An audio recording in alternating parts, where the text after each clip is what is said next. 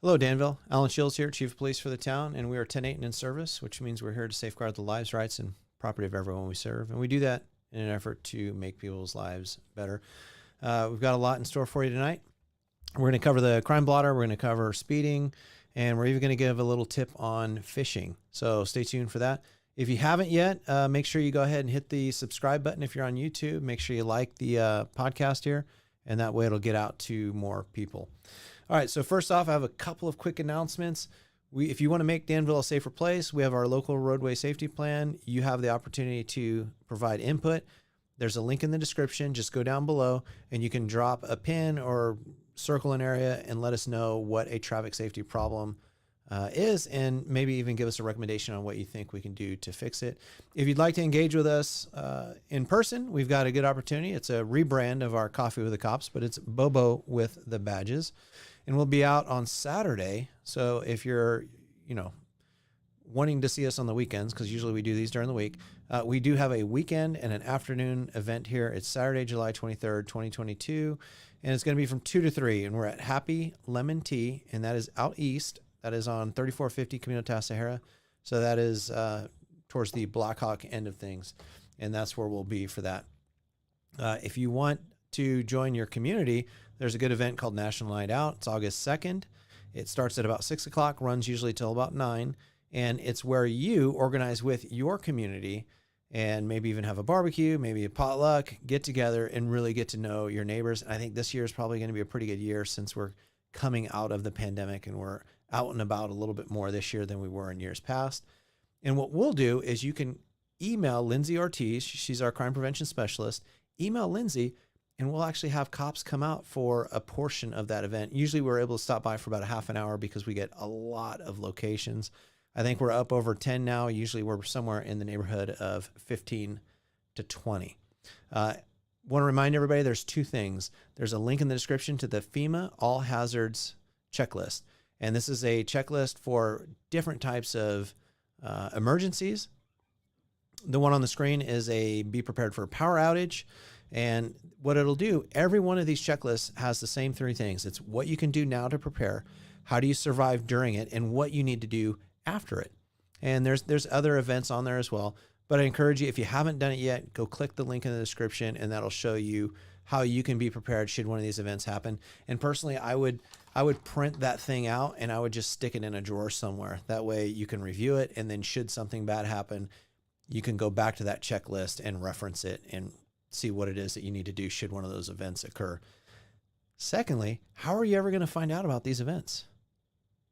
I don't know. So we have a link for the community warning system and Nixle down below. So I'd encourage you to sign up if you haven't. Under our community warning system, there is also a link to the Contra Costa County guide for wildfire preparedness and evacuation. So if you haven't done that yet, I would encourage you, you need to sign up for community warning system. You need to sign up for Nixle.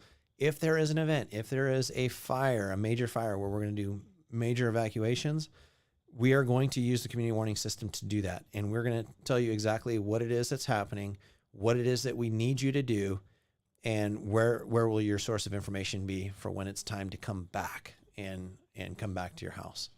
As always, if you have any questions, go ahead and throw them in the chat. I'm going to look over here.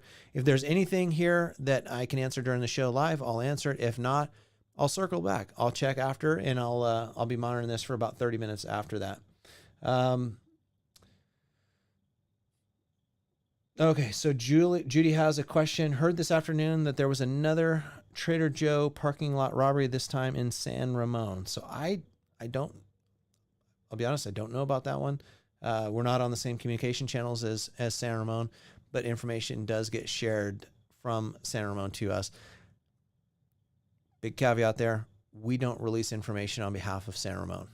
So what I would do, Judy, is I'd encourage you, if you have questions about a robbery that may have occurred there, I would ask you to direct that question to San Ramon. Even if I did have the information, it wouldn't be appropriate or proper for me to release that. All right, so let's look at what crime happened here in town. As always, you can go to communitycrimemap.com. That's your source of information. You can get crime and traffic updates. You can also get 290 information there. That's the sexual offender registry information. And you can also set up alerts and get alerts straight to your email. July 4th through the 10th, I'm happy to say, let's knock on some serious wood. No violent crimes that week. We did have 7 thefts, which is above average, and we had 1 vehicle theft. And I did note that we had a vehicle recovery as well, where a stolen vehicle was recovered here in town. So on July 4th, we had a theft of a license plate. And we've talked about this before, where it doesn't really matter where that theft occurs. If we don't know, we will take the report, because it's more important for us to get that plate entered as stolen so that we can have everyone be on alert for that and make sure that the registered owner gets a new plate. On the same day, and this one's kind of sad, someone was out watching the 4th of July parade, and ultimately they had their bike stolen from along the parade route right there at Harts and Railroad near Akira and Panda Express. And then on the 6th, we had an auto burglary at the Black Bear Diner. And then we also had a theft of merchandise from a store on Harts. In that case, the juvenile was arrested and we placed him on diversion. And I'll talk about that after here in a minute. And then on the 7th, we had a stolen vehicle that was recovered. So this is someone that was driving a stolen vehicle, came into town. One of our officers saw the car and made a stop on him, arrested the driver, and booked him in county jail. And then we also had a theft of a phone. And this is one that was being mailed to the owner's home on Sunset Drive. And ultimately, it never made it there, so it's presumed stolen, so we took a report for that. On the 8th, we had a catalytic converter theft on Century Way, and that is a catalytic converter is a part of the vehicle that is part of the exhaust system and is underneath the car, and it's got precious metals, and that is why they're stealing those. And then we had a vehicle that was stolen from the 100 block of Harts Avenue. But I do want to cover a couple of things real quick. So first, the diversion. Here in town, we actually have a juvenile diversion program. So should someone that's under 18 commit a certain type of crime, not usually violent crimes like robbery and felony assault and those sort of things, but if it's theft, vandalism, those things that we feel are lower level offenses, then what we'll do is we'll enter them into our juvenile diversion program. And what that is, it's a locally run program here in Danville where we take the juvenile offender, we have them come down with their parents or guardian, and we have a meeting with them to discuss what we're going to do moving forward. Usually, in order for them to successfully complete diversion, they have to do some work for us. In other words, they have to write some papers, do something to acknowledge what it is that they did, how it was wrong, and then we have a list of community service options that they can choose from. Sometimes, depending on the case, we may even refer them to some sort of counseling as well. The idea being we want to put the child on the right path and give them an opportunity to divert this case from the criminal justice system. So in other words, we don't send them to the courts. We try to handle it here in house. If they successfully complete it, good to go. We typically have like a 70 to 95% success rate, meaning when someone comes to us for diversion, we're well over 70% where they do not commit or they do not reoffend after that diversion. So we're happy to say that that's a very successful and long-standing program here in town. Now with the bike, I think we should live in a world where you can go down and you can put your bike on the side of the road, watch our 4th of July parade, and you should have an expectation that it is there when you get back. You should be able to leave your doors unlocked. There's a lot of things that we should be able to do. So in no way am I victim shaming. Our victim didn't do anything wrong. Clearly, 100% of the responsibility belongs on the offender. But I want to provide some crime prevention in light of what we saw. If we look at these bike locks, there's 3 different bike locks that you will commonly see out there. I'm not recommending a brand. I'm just simply using these as an example. From left to right, you'll see that there is a solid U-lock that is solid metal. There is no link or cable on that. There is a cable that you can use in conjunction with it, but the main part of the lock is solid metal. In order to open that kind of a lock, one of those U-locks, you're typically going to have to be sawing on it for a while, or you're going to have to get some sort of a metal cutter in order to cut that off. All of that, if your bike is parked in a visible area, is going to be plainly obvious that someone is trying to steal your bike. In the middle, we've got a chain lock, so that's hardened steel links connected into a lock of some sort. That's a little less protective. Sometimes, depending on the thickness of them, you can cut them with bolt cutters and things like that. And then third, we have the cable lock. That's the least effective, but the most lightweight and most easily to transport. And that one, it offers the least level of protection. But to be honest, any one of them is better than nothing. So if you had to choose nothing, I would go with the cable lock. When I ride my bike around, I use that one on the left. I use a U-lock. I lock it up, and I want my stuff to be there when I get back. And so that is what we recommend. Funny story, my son was actually using that cable lock, and he locked it to the bike rack at the school. I had to go down because he forgot the combination, and he couldn't get his bike. I went down there in plain clothes, and I had a bike lock or a pair of bolt cutters. I told the administration I was going down there to do that. They allowed me on campus, and I went to cut the lock off. I must have been approached by at least 4 people while doing that, saying, "Hey, is that your bike? What are you doing? Hey, what's going on here?" And I thought, what a great place that we live in, that when people see something out of the ordinary, they actually do something about it and they say something about it. I thought it was fantastic, and it just shows that we live and work in a great place, and I think that's what makes Danville such a special place to be. All right, let's look at our accidents. July 4th through 10th, we had 1 injury collision, and that was a moderate injury collision, and that was on Camino Tassajara and Lawrence Road, the evening of the 8th. So it was in the early evening hours, still a little bit daylight out. The second one was a non-injury collision. That was on the 7th, and that was the 400 block of Diablo Road. So right there on the other side of the freeway there. That's not bad. 2 accidents isn't bad for the town. But let's look. What is your police department doing to reduce collisions in town? We've talked about it before. There's 3 different strategies. There is the engineering, so it's how the roadways are designed, the stoplights, the striping in smaller neighborhoods, bumps and humps and things like that. Then there's the education, which is really, it's kind of what we're doing here. It's the Start Smart program, where we talk to the kids and try to educate them on what they should be doing when they're driving. And then there's the enforcement, and that really falls on the police department's shoulders.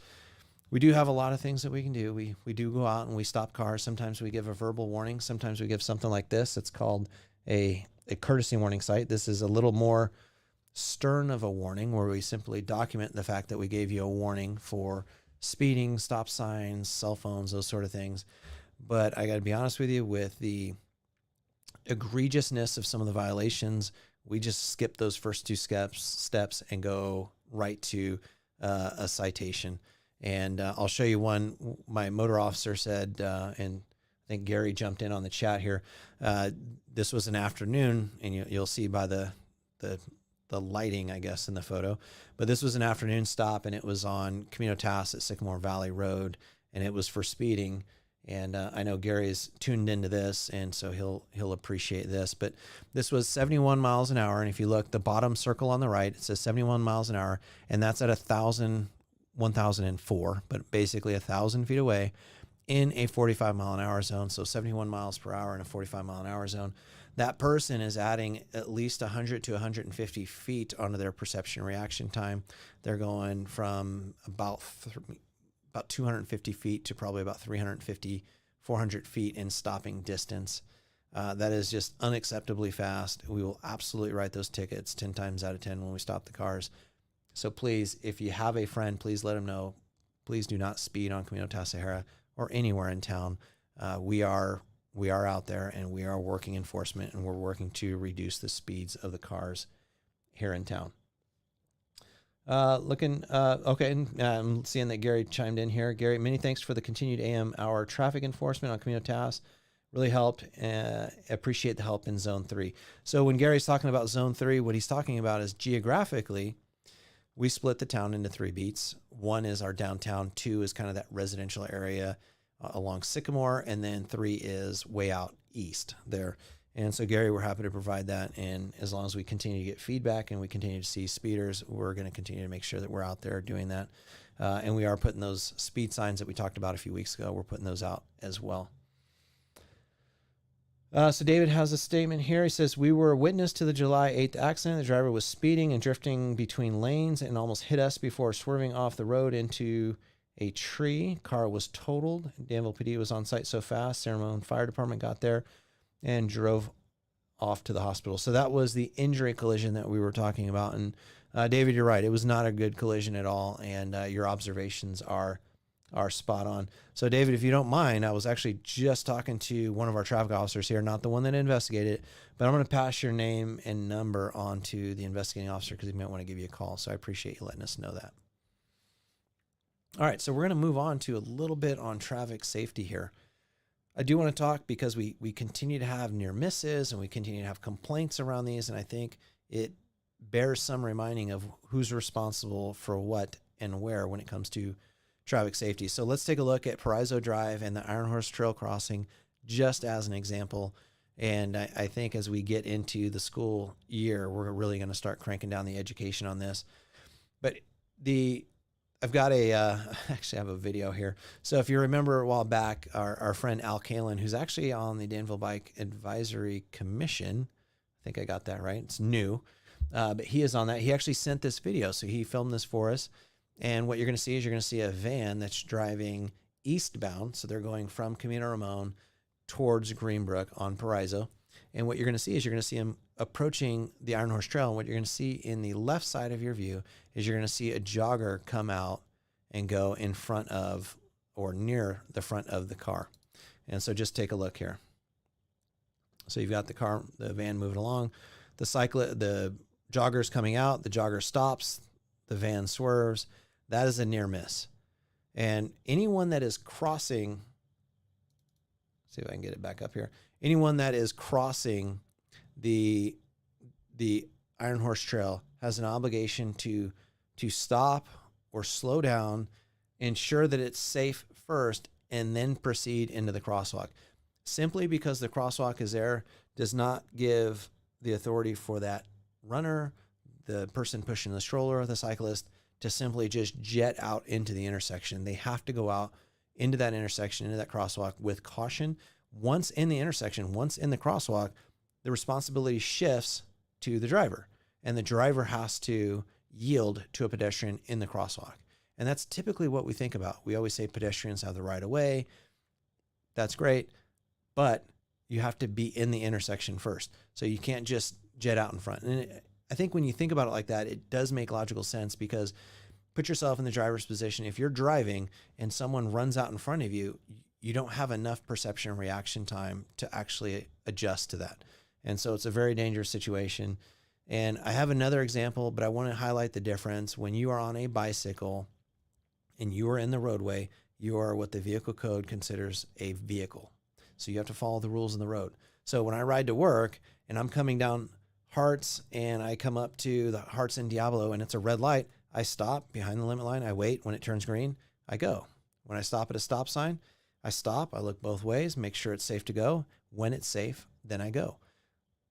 Same thing at an Iron Horse Trail crossing. You have to make sure that you are driving appropriately if you're driving or riding your vehicle. So let's take a look at another one here. Here's a bike accident. We have shown this before, but I want you to take a look. This is an interesting video. We don't get very many of these, but this is from the perspective of the driver. And I'll let the cat out of the bag. This is on, let me forward this up. This is on Love Lane at the Iron Horse Trail. So you can see Love Lane at this section is a windy section. And the Iron Horse Trail comes across, and what you're going to see is this person is, again, driving east. So they're driving from the left on the map, from the west, towards the high school to the right. And they're going to come across that Iron Horse Trail crossing. And let's take a look at what this looks like from the driver's perspective. You're going to see a forward-facing camera, which is going to be the perspective from the windshield. And then you're going to see the driver, wonderful employee, wearing the seatbelt, hands on the wheels, really doing a good job. But let's take a look at what this looks like. So the guy with the truck's coming in, and right to the right there, you'll see, boom. And that's a bad collision. That is not a good collision. And we'll play it one more time because I want you to take a look at this. So think about this as you're rewatching this. When can you actually see this cyclist if you're the driver? And when does that afford you enough reaction time from the moment that you see him to actually stop and adjust for that bike? And so you as the cyclist, you have an obligation to, frankly, to stop, ensure that it's safe to go, and then cross. Think about it if that were an intersection, a four-way intersection in the road. a road going each way. If you were on your bike, you would stop, you would look both ways before crossing, and then you would go. Because it's the Iron Horse Trail and because there is a crosswalk there, doesn't mean that you have carte blanche to just go out and not look for cars. You do have an obligation. And frankly, the obligation is mostly to yourself because you are the one that will end up getting hurt. So let's take another look here, and we're going to look at what a proper crossing at an Iron Horse Trail crossing would look like. I know we showed this, I think, last week, but you come up to the crossing. As you hit the crossing, you slow or come to a complete stop. You look both ways, and this way the rider looked, saw that the truck was coming to a complete stop, and then continued on. And sometimes it's even good if you get a wave or some sort of acknowledgement from the driver that, hey, you can go, wait for that and then go. And the reason is if you can't see the driver, they may not see you. Their vision may be obstructed by the A-pillar, that pillar that's between the windshield and the door. They may not actually see you. So please use caution on that. One other thing that I want to talk about when it comes to cars and bikes is the car perspective and bike lanes. What is your obligation if you're driving a car and you want to make a turning movement that crosses over a bike lane? The obligation is that is a unique lane, and you have to treat it like it is a complete and separate lane. In other words, before you can move into it, you have to signal, look in the mirror, over the shoulder, make sure it's clear, and then you can go. And again, thanks to Al Kalin, I've got a great video to show you to demonstrate how that would look. This is another near miss. So he's coming up in the bike lane, and what you'll see is off to the left here, you're going to see a car that's going to want to make a right turn, and they took right into the bike lane. Now, you have to believe me when I tell you that this is the perspective from a bike with a wide angle lens. That was a very, very close, almost collision. Very, very close. And so again, if you're in that car, you really have to look in the mirror, over the shoulder, really make sure it's clear before you go, so that we don't hurt anybody there. One more thing, what is the town doing to keep these safer? And I know I've showed this in the past, but let's take another look at it. At your Iron Horse Trail crossings, we're making a lot of improvements to the ones that are the most dangerous.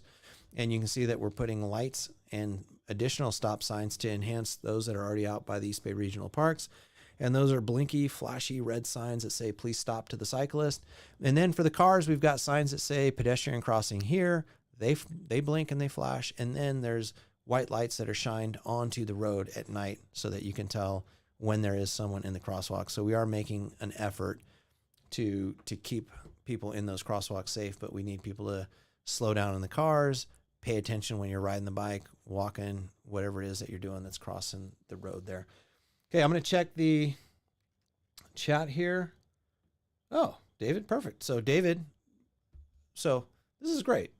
So always on the show, and in the times where we go out and we publicly speak, we always ask people, please be a good witness, which means observe, hang out, and let us know what you see. And what Dave is saying is he already gave testimony at the scene and provided info. So David, great job. Way to be a good partner and be a good witness. You deserve a great deal of kudos. So from all of us here at the PD, thank you.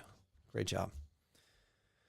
All right. So on our final thought, we've got fishing. And this isn't the throw your line in the water and reel in a fish, although that may be fun.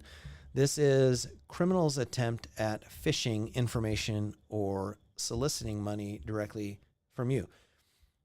And we at the police department, we're not immune to this. So I'd like to show you a quick email. This is one that would appear to be coming from me, Alan Shields, Chief of Police, to one of our employees.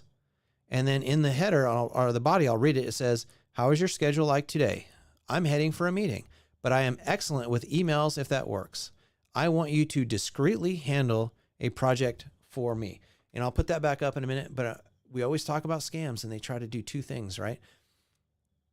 They will pretend to be someone else, possibly someone in authority. It could be the CEO of the company saying, I need you to handle this project for me. It could be, we've seen it where they pretend to be the IRS. Hey, you owe us tax money, right? So they'll pretend to be that, and then they'll create a sense of urgency. I need something done right now. And in this case, they're already prepping the next conversation, discreet, and let's do it over email, right? So how would I know, or frankly, I didn't get this email, but because they were pretending to be me. So how would any of the recipients, and I think it was sent to everyone in the town and people in my address book. So let's look at how you would know that this is fake, at least coming from our organization. The very first thing that you would see is that yellow box has a header that says, "Caution, this email was not sent from Danville staff." And then it says this email originated from outside. Do not click on links or open attachments unless you recognize the sender and know the contents are safe. The second, and probably the biggest one, is if you look up top where it says Alan Shields, Chief of Police, it says mymail.ca.info.gov@gmail.com. It's a phony Gmail account where they're pretending to be me and they just use my first and last name. And frankly, kudos to the fishermen here because they actually spelled my name right. My name is a little different. It's unique, but they took the time to spell it right. Thankfully, no one fell for this. No one responded back and gave them keys to the castle or anything like that.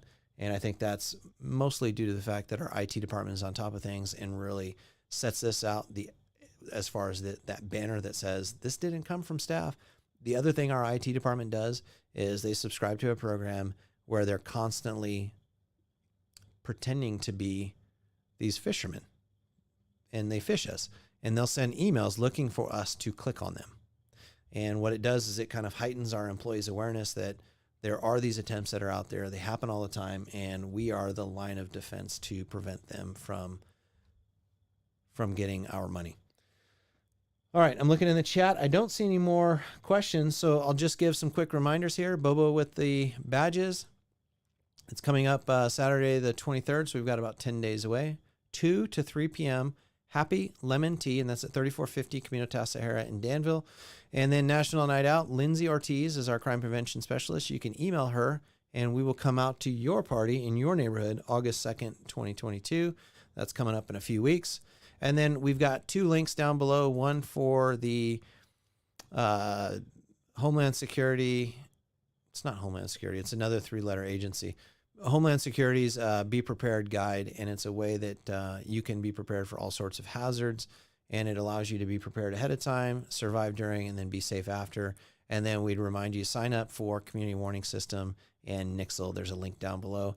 That's how you're going to get information on what's going on in your community when something really bad is happening. So I would encourage you to do that.